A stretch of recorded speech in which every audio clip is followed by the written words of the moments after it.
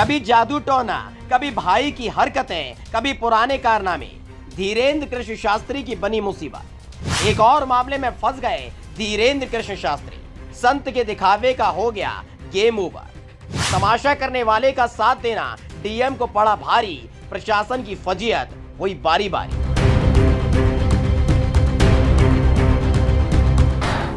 गुरुजी बोलने से पहले ही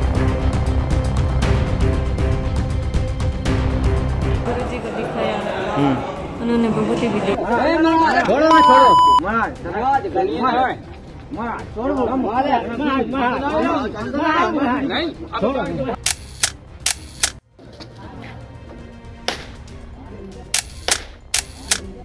धीरेन्द्र कृष्ण शास्त्री भी उस वक्त को कोस रहा होगा जब उसने कच्ची सी उम्र में धर्म के नाम पर तरक्की की सीढ़ियां चढ़ने के बारे में सोचा होगा।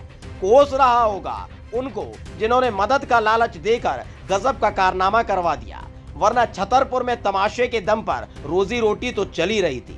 अब रोज नई फजीयत, नए नए मामलों ने धीरेन्द्र कृष्ण शास्त्री को एक्सपोज कर दिया है। अपने कारनामों की वजह से पहले ही धीरेन्द्र कृष्ण शास्त्री का खेल खराब हो गया है, तो नई मुसीबत बन गया था उनका भाई शालीग्राम, जो अपने भाई की ताकत को दलित परिवार पर दिखा रहा था।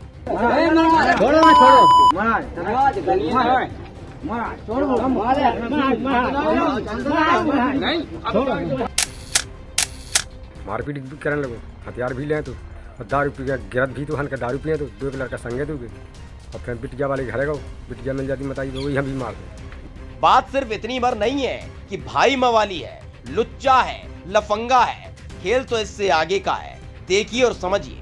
दरअसल धीरेन्द्र कृष्ण शास्त्री के कारनामों की सजा उसकी करतूतों में साथ देने वालों को भी अब भुगतनी पड़ेगी, क्योंकि एक सरकारी खर्रा छतरपुर के डीएम और एसपी तक जा पहुंचा है, जिसमें जिक्र है 17 फरवरी की उस घटना का जिस पर कार्रवाई करने के बजाय चुप्पी वाली चादर प्रशासन ओढ़े रहा। बागेश्वर धाम के अंदर चमत्कार की दुकान चलाने वाले धीरेन्द्र कृष्ण शास्त्री ने 17 फरवरी को भी मंच सजाया था। लोगों की भीड़ आई थी। एक परिवार राजस्थान के बाड़मेर से अपनी 10 साल की बच्ची के साथ पहुंचा था। धीरेन्द्र कृष्ण शास्त्री मंच पर करतब दिखा रहा था। उसी वक्त उस बच्ची को मिर्गी का दौरा पड़ा। हर कोई बाबा की तरफ देख रहा था कि बात बात पर चमत्कार चमत्कार चिल्लाने वाला कुछ तो करेगा।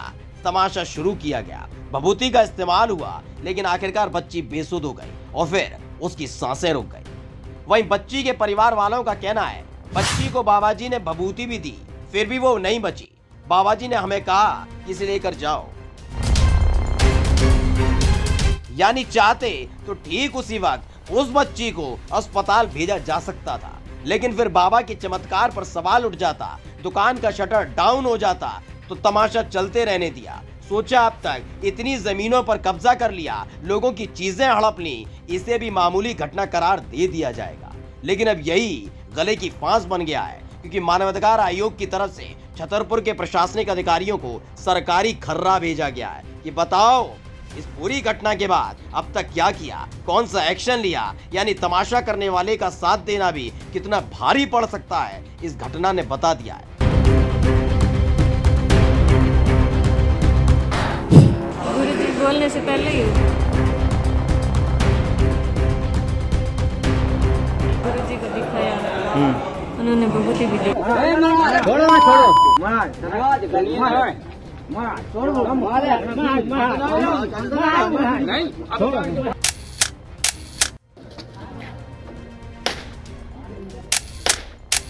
आपको क्या लगता है धीरेन्द्र कृष्ण शास्त्री की इस हरकत पर क्या कार्रवाई होनी चाहिए?